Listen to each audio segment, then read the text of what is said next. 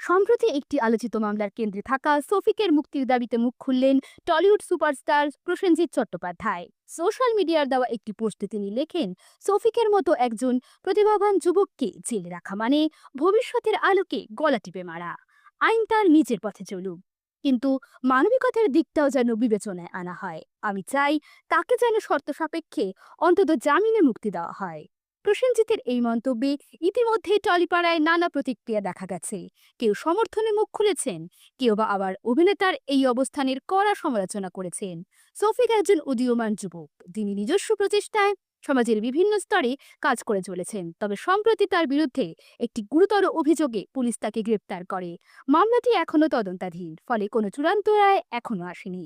তবে সোশ্যাল মিডিয়ায় বহু মানুষ শফিকের মুক্তির পক্ষে আওয়াজ তুলেছেন।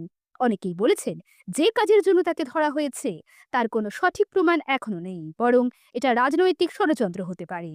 টলিউডে প্রসেনজিৎ শুধুমাত্র একজন অভিনেতা নন, তিনি এক প্রভাবশালী মুখ। তার মন্তব্য অনেক সময় জনমতের দিকে বড়সড় মোড় নিয়ে যেতে পারে। এর আগেও তিনি নানা সামাজিক ইস্যুতে খোলাখুলি কথা বলেছেন। এই প্রসঙ্গে এক টেলিনির্মাতা বলেন, প্রসেনজিৎ দা যদি কারো পক্ষে বলেন, তার মানে নিশ্চয়ই তিনি বিষয়টি নিয়ে খতিয়ে রেখেছেন। এটা শফিকের জন্য একটা বড়সড় আশার আলো। তবে অন্য পক্ষ চুপ নেই। তারা বলছেন, একজন অভিনেতা হয়তো আবেগপ্রবণ হয়ে পড়েছেন, কিন্তু আইনের উপর বিশ্বাস রাখতে হবে।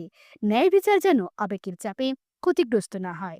শফিককে নিয়ে চলমান এই বিতর্কের মধ্যে প্রসেনজিতের মন্তব্য যে নতুন মাত্রা যোগ করেছে তা নিঃসন্দেহে বলা যায়। এখন দেখার আদালত কি সিদ্ধান্ত নেন এবং শফিক আদৌ মুক্তি পান কিনা।